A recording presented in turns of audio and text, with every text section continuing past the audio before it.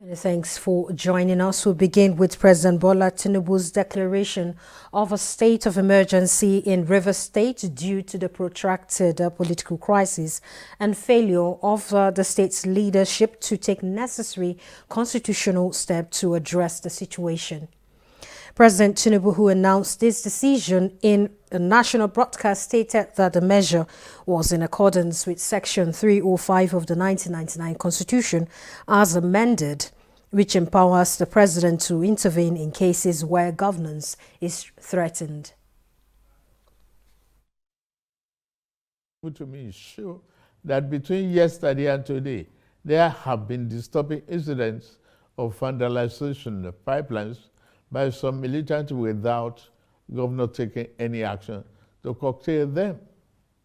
I have, of course, given stand order to the security agencies to ensure safety of lives of good people of Rivers State and the oil pipelines.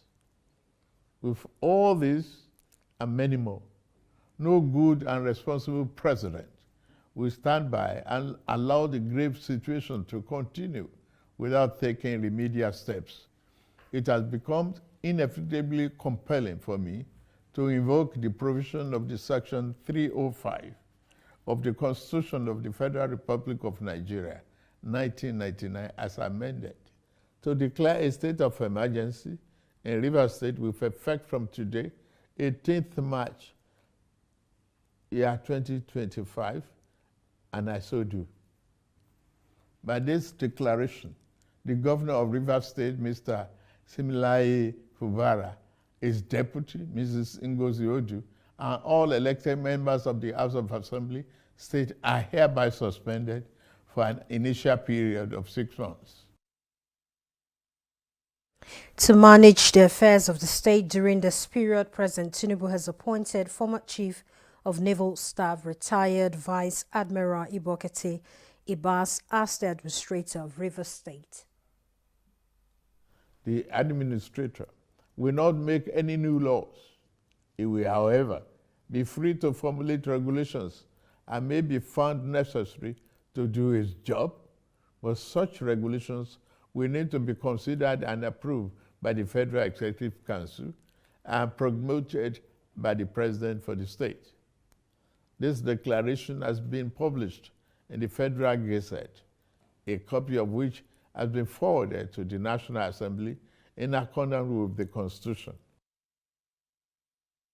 The president, who recalled various interventions he made to reconcile the warring parties, emphasized that this action was taken in the interest of the people of Rivers State, ensuring stability and restoring effective governance.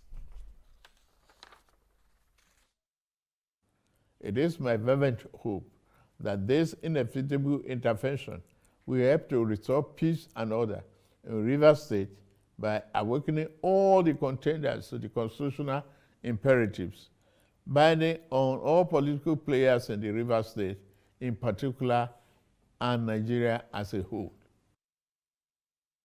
While the executive and legislative arms of government have been affected by the emergency measures, the president clarified that the judicial arm of Rivers State remains intact.